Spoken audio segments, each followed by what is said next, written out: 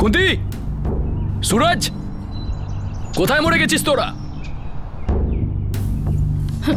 পেন্নাম। পেন্নাম, এসব নাটক ছাড় আর বল, তোর মেয়ে কোথায়? এখনো আসেনি কেন? জানি না মহেন্দ্রবাবু, দুদিন হয়ে গেছে আসেনি। পরশু বেরিয়েছিল বাড়ি থেকে, এখনো আসেনি। তোরাই ওকে ভাগিয়েছিস, হ্যাঁ? না না, আমরা এরকম ভাববার সাহসই পাই না। দেখ, দাদা হলো আমাদের মালিক, কিন্তু উনি এখন খুব রেগে আছেন। যদি তোর মেয়ে ফিরে না আসে না, তাহলে কপালে দুঃখ আছে। যদি ওকে দেখতে পাই, ওকে সোজা ঘাড় ধরে ওই বাড়িতে দিয়ে আসবো আমরা। এর থেকে তো ভালো মেয়েটা যেন মরে যায়, ব্যাস, তাহলে আমাকে আর ওই দিনটা দেখতে হবে না।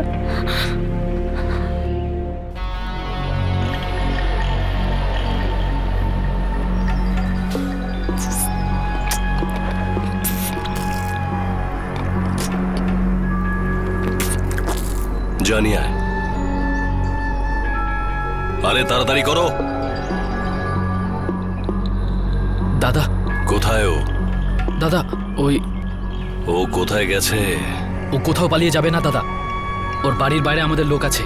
ওর বন্ধু আছে না মেঘা, ওর বাড়ির সামনেও আছে। গ্রামের কোনায় কোনায় আমাদের লোক রয়েছে। নিজের গ্রাম ছেড়ে অন্য কোনো গ্রামে গেছে। 13 বছরের পুচকি মেয়ে জঙ্গল কি করে পার করবে? ও একটা বেপরোয়া মেয়ে। খোঁজো ওকে মহেন্দ্র, খোঁজো। আমার সাথে এরকম বিশ্বাসঘাতকতা করতে পারে না। খুঁজে বার করবই দাদা, যা কিছু হয়ে যাক। আপনার পায়েতে ওকে এনে ফেলবই।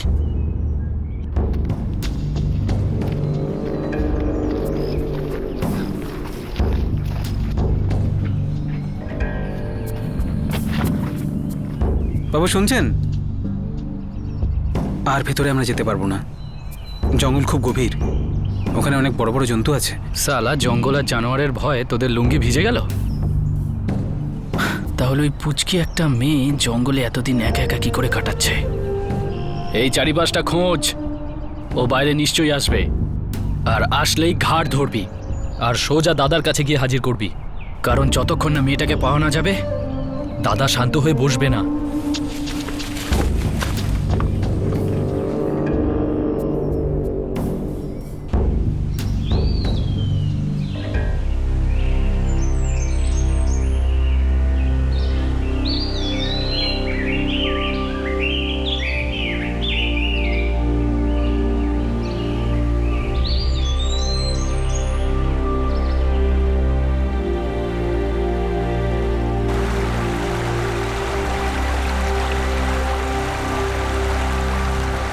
গ্রাম বালি পর্বত, কেওনঝাড় জেলা, ওড়িশা।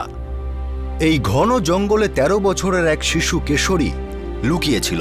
এই গ্রামের জমিদার হন্যে হয়ে তাকে খুঁজছিল।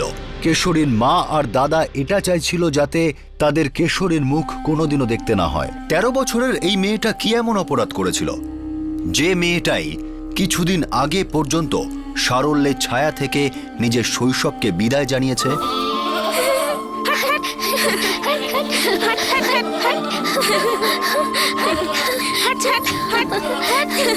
এই শোন শোন, চল আমরা ঘরে গিয়ে খেলি। না রে, মাকে সাহায্য করতে হবে, খেতেও যেতে হবে। কালকে খেলি পাক্কা। এই শোন, হ্যাঁ। খাবার খেয়েছিস? না। আয় আয়, খেয়ে নে। বড়া খাবি? আজকে না কাকি, কালকে আসি পাক্কা। আজকে কাজ আছে না? ঠিক আছে, যা। হুরর, হুরর।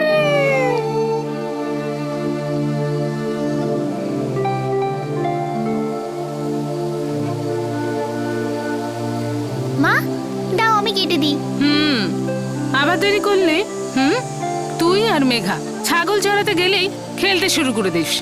কাজের কথা মনেই থাকে না তোর। বাড়ি, মায়ের কথা সব ভুলে যাস তুই। ভুল হয়ে গেছে মা, আর কোনোদিন হবে না।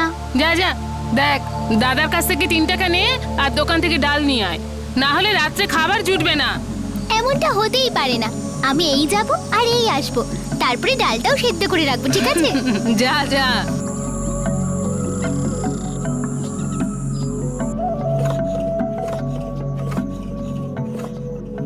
দাদা 3 টাকা দে না, মা না ডাল আনতে বলেছে।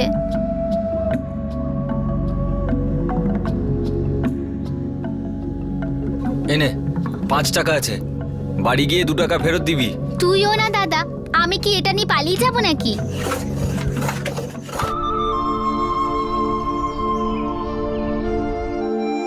কাকা 3 টাকা ডাল দাও না।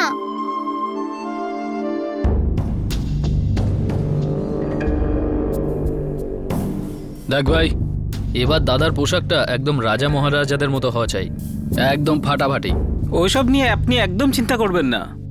গতবার মেলাতে দাদা যে কুর্তাটা পরেছিল সেটার থেকে 100 গুণ ভালো হবে এবারেরটা। বেশি তেল মাখাস না, পরশু মেলা, ততক্ষণে ওটা তৈরি হয়ে যাবে তো? হ্যাঁ অবশ্যই হয়ে যাবে। আমি পুরো রাত্রি কাজ করব যতক্ষণ না আপনার কুর্তাটা তৈরি হয়ে আর যাচ্ছে। যদি না তৈরি হয় না, তাহলে তোর পুরো সেলাই আমি খুলে দেবো।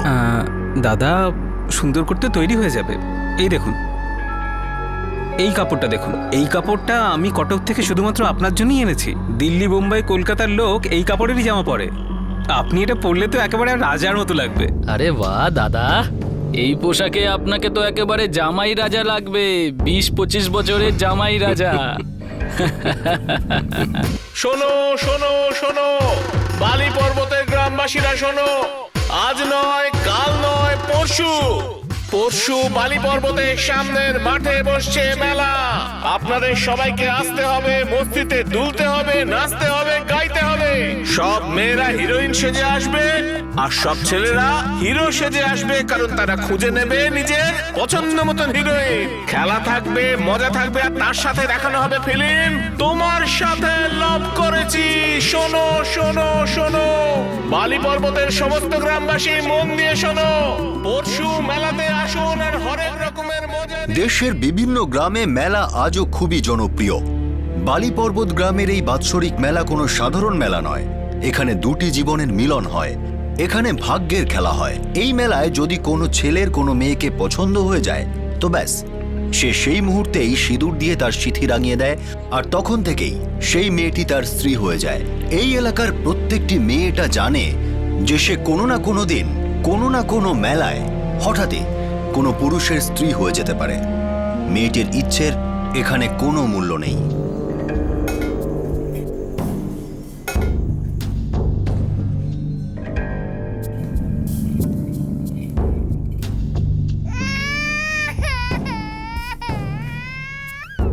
খাওয়ার মজাটাই মাটি করে দিচ্ছে। দুধ খাওয়া ওকে, যাও এখান থেকে।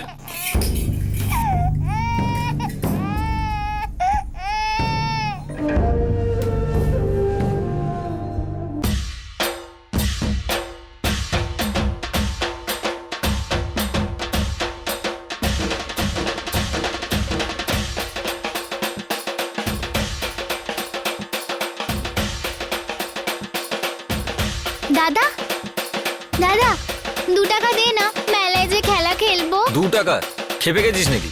8 আনা নে। দাদা 5টা খেলা খেলবো। তাহলে 1 টাকা নে। আচ্ছা ঠিক আছে, দে 1 টাকা দে, তাড়াতাড়ি দে। এই নে, ধর। খুশি? এই শোন, হ্যাঁ তাড়াতাড়ি আসিস, বেশি রাত করে সিনেমা দেখিস না। ঠিক আছে মা, তাড়াতাড়ি চলে আসবো।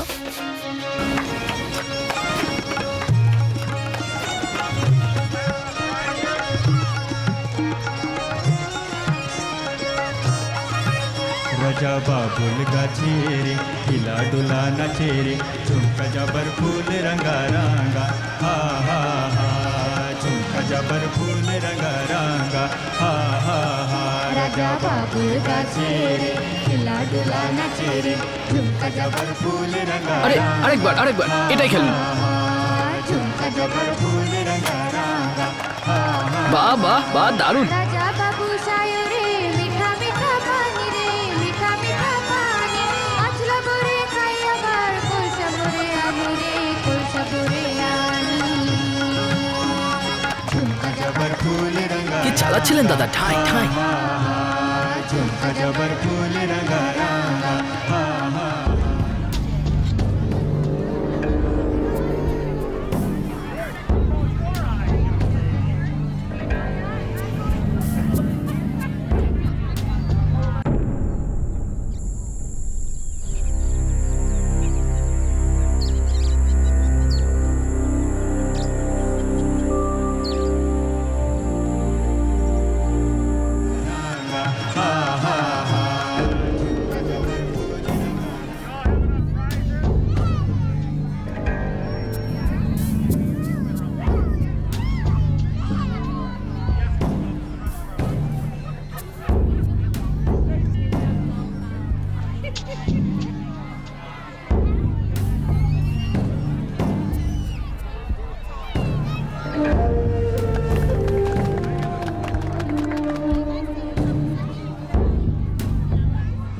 অখিলেন্দ্র গ্রামের জমিদার ছিল, স্ট্যাটাসের দিক থেকে সবার চেয়ে উপরে।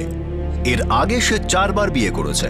প্রথমে যখন তার 24 বছর বয়স, দ্বিতীয়বার যখন সে 32 বছরের, তৃতীয়বার 38 বছর বয়সে, আর চতুর্থবার বিয়ে করে 44 বছর বয়সে। এখন তার 50-এর কাছাকাছি বয়স।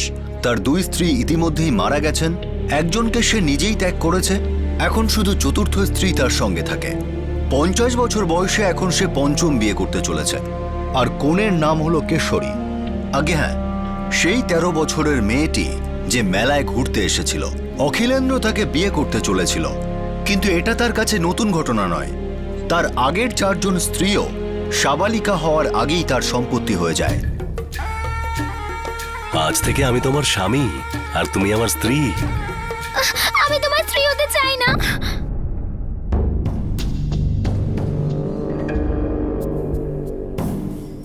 কি আজে বাজে কথা বলছিস তুই? আমি তোকে পছন্দ করেছি, আজ থেকে তুই আমার। তোর সিঁথিতে সিঁদুর দিয়েছি আমি। তুমি তো একটা বুড়ো, আর তোমার মাথায় তো একটা চুলও নেই। আমি তোমার স্ত্রী হতে চাই না, কখনো না। এই শোন না দাদা, এই দাঁড়া দাঁড়া না।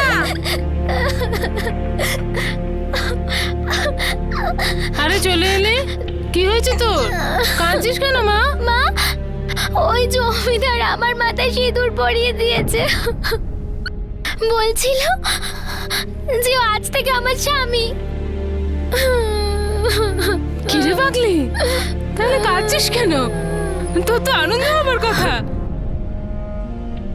তোর মাথায় ওটা সিঁদুর না, সোনা দিয়েছি, সোনা। এবার তুই রানীর মতো থাকবি।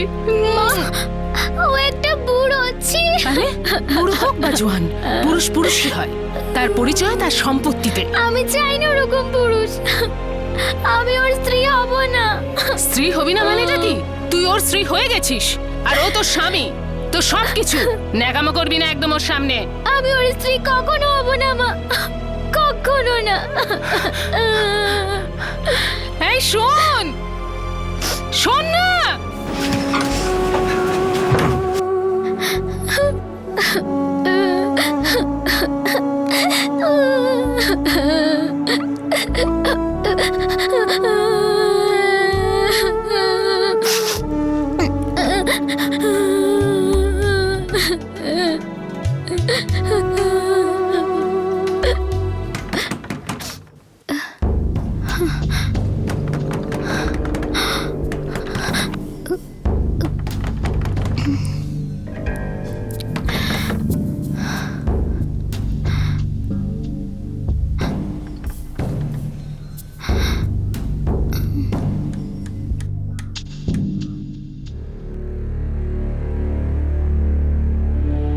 আরে এরকমটাই তো হয়ে আসছে।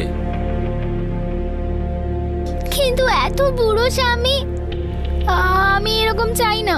আরে পাগলি, জমিদারদের বয়স হয় না।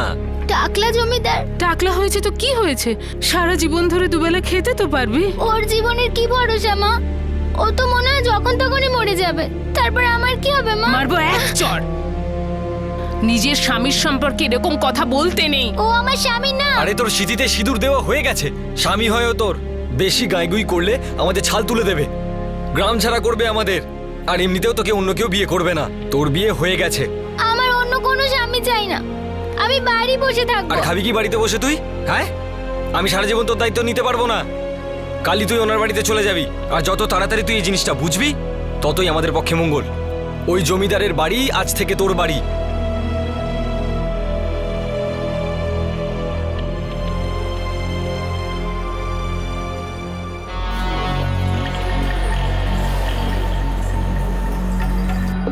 হ্যাঁ, ওখানে রাখ।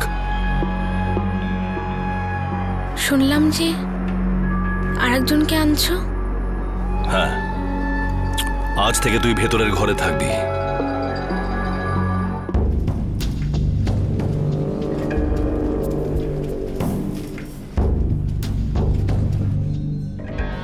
বাবু, ও রাজি হয়ে যাবে, একটু ভয় পেয়ে গেছে। আমরা কথা দিচ্ছি ওকে আপনার বাড়িতে পাঠিয়ে দেবো। আমি চাইলে কিন্তু ওকে জোর করে নিয়েও যেতে পারি, কিন্তু আমি এটা করব না। আমি চাই ভালোবেসে সবকিছু মেনে নিয়ে ও আমার ঘরে আসুক। আর এমনিতেও মেলার মধ্যে ও আমার মুখে চুনকালি মাখিয়েছে। ব্যাপারটা শুধু আমাকে নিয়ে নয়, ও গ্রামের পুরনো পরম্পরাও নষ্ট করেছে। ক্ষমা করা যাবে না। আমায় ক্ষমা করতে হবে না, আমি বিয়ে করতে চাই না, আমি তোমার সাথে যাব না। এভাবে কথা বলে, এভাবে কথা বলে স্বামীর সাথে? বিকেল পর্যন্ত দেখব, যদি ও না আসে তবে পঞ্চায়েতকে ডেকে তোমাদেরকে বহিষ্কার করে ছাড়বো। চলো মহেন্দ্র।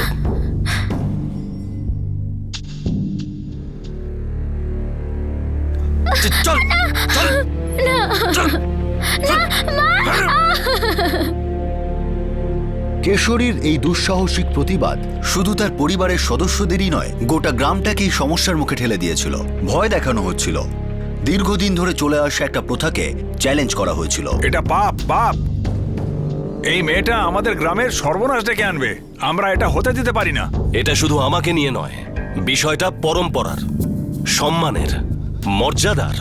আমরা যখন মরে স্বর্গে যাব তখন পূর্বপুরুষদের কিভাবে মুখ দেখাবো বলো?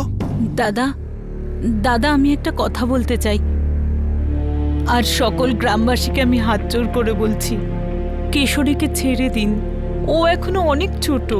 দাদা, আপনার তো 4-4টে বউ আছে, আপনি দয়া করুন। এই, কি বলতে চাইছিস তুই? তুই কি ওর প্রশংসা করছিস নাকি আমার নিন্দে? না না দাদা, আমি শুধু এইটুকু বলতে চাই যে আমাদের আইন মেনে চলা উচিত। আর আমাদের দেশের আইন বাচ্চাদের বিয়ে অস্বীকার করে। দেশের আইন? কোন দেশ? কিসের আইন? আমাদের একটাই আইন, যেটা পূর্বপুরুষেরা বানিয়েছে। এটা গ্রামের আইন। আমাদের গ্রাম একটা রাজ্যে, আর আমাদের রাজ্য একটা দেশে, ভারতবর্ষ। ভারতবর্ষের আইন সব থেকে বড় আইন। ফালতু কথা তুই বন্ধ কর। স্কুলে একটু কি পড়াশোনা করেছিস? আমাদের জ্ঞান দিচ্ছিস? এই গ্রামের আইনের থেকে বড় আইন আর কিছু হতে পারে না। যদি কালকের মধ্যে কুন্তির মেয়ে ওনার বাড়ি না যায় তো পঞ্চায়েত লোক পাঠাবে, ওকে টেনে এনে ওনার বাড়িতে তুলে দিয়ে আসবে। ওই মেয়েটি এনার স্ত্রী এবং চিরদিনই তাই থাকবে। দেখ, আমার কাছে আর মার খাস না, চুপচাপ চলে যা। কোনো গরিব যদি তোর মাথায় সিঁদুর দিত তাহলে এক মুঠো চালের জন্য ভিক্ষে করতিস। তার মাথায় চুল থাকতো কিন্তু পয়সা থাকতো না, তখন কি করতিস? এর থেকে ভালো সম্বন্ধ আর হয় না, বোঝা ওকে। যা পাগলি, আমি বলছি তোকে, যা।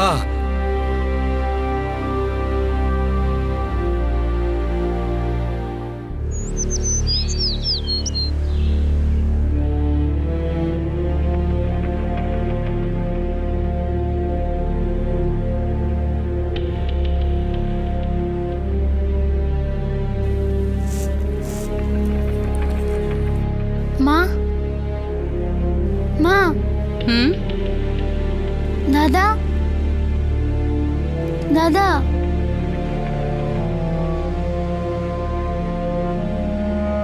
আমি যাচ্ছি। জগন্নাথ তোকে সঠিক রাস্তা দেখিয়েছেন, তোকে বুদ্ধি দিয়েছেন। হ্যাঁ, আমাদের ভুলে গেলে কোনো দুঃখ নেই। এখন তুই সারা জীবন ওই জমিদারের সঙ্গে থাকবি, তুই ওর খেয়াল রাখবি, দেখি সুখে থাকবি।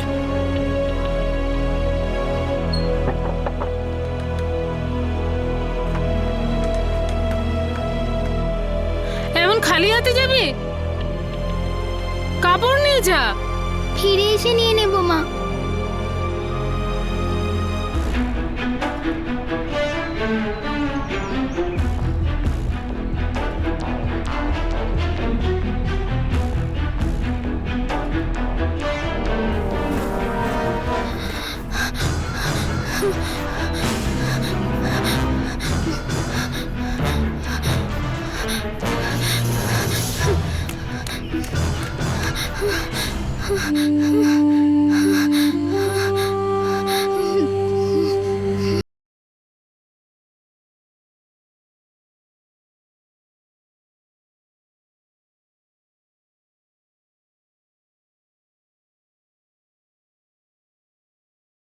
একা ক্লান্ত হয়ে ঘুমিয়ে পড়ে।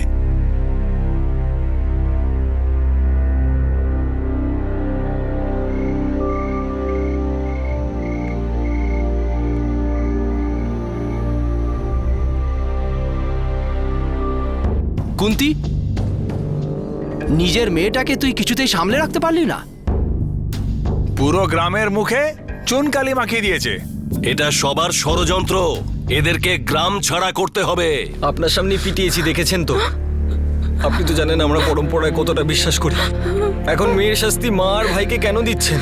কেননা ওকে ধরতে তোরা সাহায্য করছিস না। কোথায় তোর মেয়ে? মরে গেছে হয়তো, জন্তু জানোয়ার খেয়ে নিয়েছে হয়তো। অভিশাপ, মায়ের অভিশাপ। মরে যাক এরকম মেয়ে যে আমাদের বদনাম করে। ও আজ থেকে আমাদের মেয়েই নয়, তাহলে ওর পাপের শাস্তি আমরা কেন পাবো? হাত জোর করছি, পায়ে পড়ছি, দয়া করুন, দয়া করুন, আপনি দয়া করুন। আমার মনে হয় আমাদের অপেক্ষা করা উচিত। যদি দুদিনের মধ্যে ফিরে আসে তো ঠিক আছে, না হলে মরে গেছে ধরে নেব।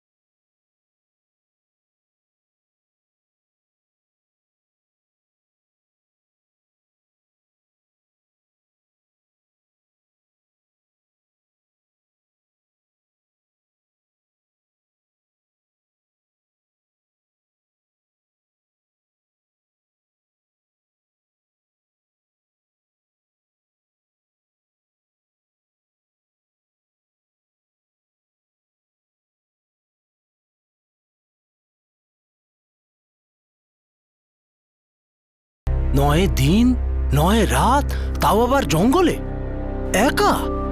হ্যাঁ, আপনি আমার সাহায্য করবেন তো?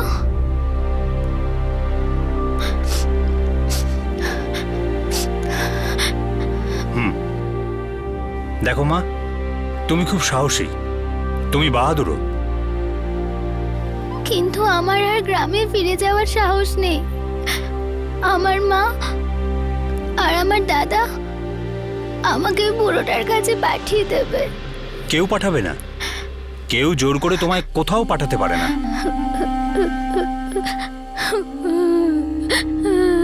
দেখো, কেঁদো না। আচ্ছা, একটা কথা বলো, তোমার গ্রামে এমন কেউ আছে যাকে তুমি বিশ্বাস করো? তোমার কোনো বন্ধু, কোনো আত্মীয়? হ্যাঁ, আমার এক বন্ধু আছে, মেঘা।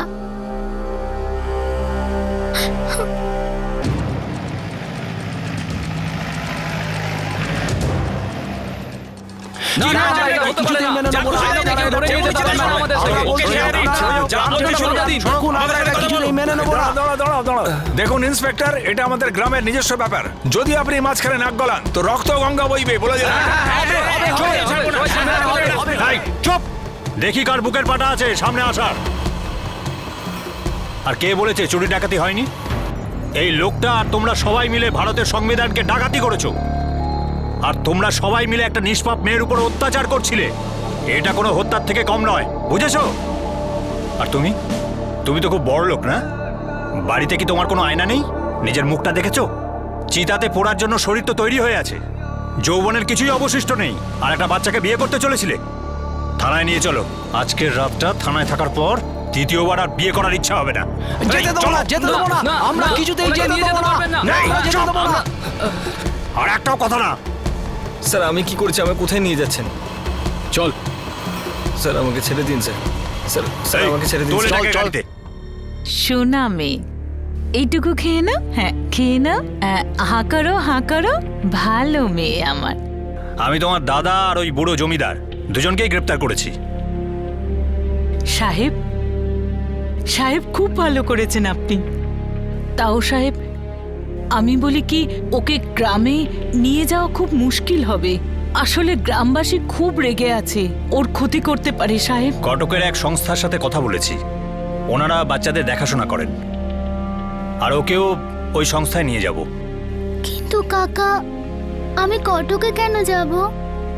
আমি আমার গ্রামে থাকতে চাই।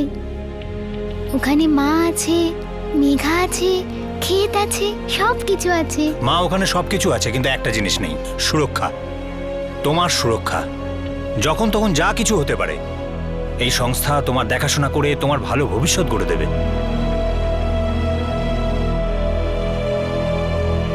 কিন্তু কাকা, আমি কটকে কেন যাব? আমি আমার গ্রামে থাকতে চাই। ওখানে মা আছে, মেঘা আছে, ক্ষেত আছে, সব কিছু আছে। মা, ওখানে সবকিছু আছে, কিন্তু একটা জিনিস নেই, সুরক্ষা। তোমার সুরক্ষা। যখন তখন যা কিছু হতে পারে। এই সংস্থা তোমার দেখাশোনা করে তোমার ভালো ভবিষ্যৎ গড়ে দেবে।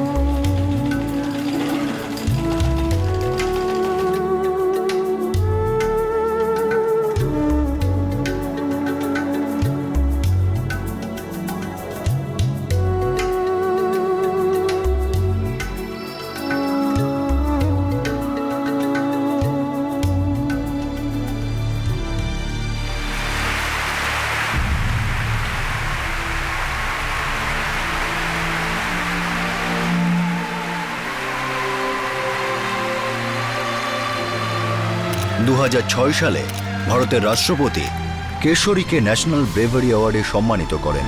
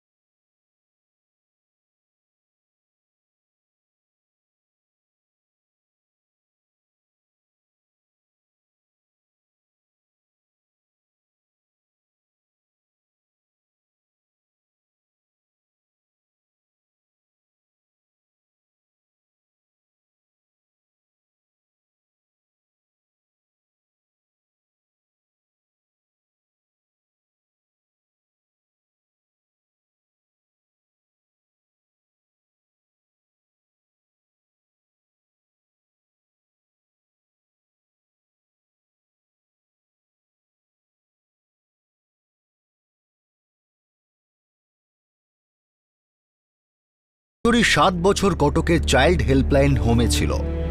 18 বছর বয়সের পর সে চাইল্ড হোম থেকে না বেরিয়ে সেখানেই চাকরি করার সিদ্ধান্ত নেয়। 2012 সালে 20 বছর বয়সে কেশরী নিজের গ্রামে ফিরে আসে। গ্রামে ফিরে সে জানতে পারে যে তার মা কুন্তি দ্বিতীয় বিয়ে করার পর গ্রাম ছেড়ে চলে গিয়েছে। তার বড় দাদা সূর্য তার সঙ্গে কোনো রকম সম্পর্ক রাখতে অস্বীকার করে। কেশরী আরও জানতে পারে যে গ্রেফতার হওয়ার মাত্র 8 দিনের মধ্যে জমিদার অখিলেন্দ্র আর তার দাদা সূর্যের জামিন হয়ে যায়। আর জামিনে ছাড়া পাওয়ার পরেই অখিলেন্দ্র আবার একটা বিয়ে করে। এরপরে কেশরী বালি পর্বতে আর না থাকার সিদ্ধান্ত নেয়। সে জাজপুর জেলার ফুলাঝারি গ্রামে নিজের কাকিমার কাছে চলে আসে। এখানে কেশরী জীবিকা অর্জনের চেষ্টা করে চলেছে। সে নিজের পায়ে দাঁড়ানোর সংকল্প নিয়ে ফেলেছে। আমরা এই মামলাটা আপনাদের সামনে কেন আনলাম, এটা দেখানো কি খুব দরকার ছিল? আমাদের জাতীয় সঙ্গীতের দেশের নানা রাজ্যের নানা রকম বর্ণনা আছে, কিন্তু আমাদের মধ্যে এমনও অনেকে আছেন যারা এই রাজ্যগুলোর নামও শোনেননি।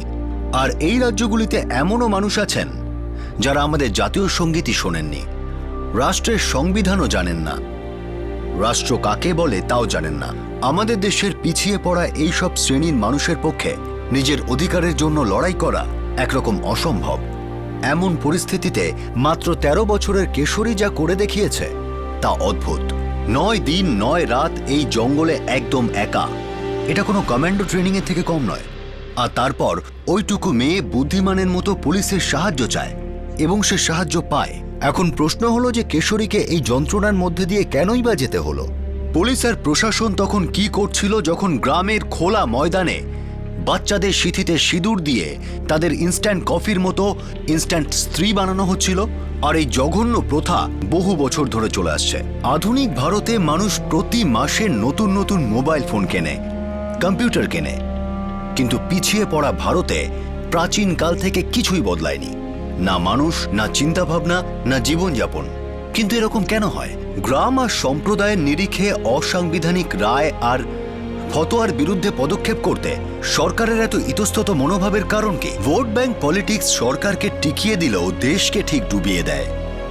আমরা যদি চাই যে সরকারে এমন লোক আসুক যারা পিছিয়ে থাকাকে জিয়ে রাখার পরিবর্তে শেষ করবে, তাহলে আমাদের প্রত্যেক ভারতীয়কে অনেক ভেবে চিনতে, বৃহত্তর স্বার্থের কথা ভেবে তবেই ভোট দিতে হবে। একটা এমন ভারতের কথা ভাবতে হবে যেখানে প্রত্যেক গ্রামের কেশরী 13 বছরে শ্বশুরবাড়ি না গিয়ে হাই স্কুলে যেতে পারবে। এমন একটা ভারত যেখানে গ্রাম হোক বা শহর, সব জায়গায় একই আইন থাকবে। প্রত্যেক ভারতীয় এগিয়ে যাওয়ার সুযোগ পাবে। কেশরীর কথা আমাদের জীবনের থেকে আলাদা ভাবলে অনেক বড় ভুল হবে।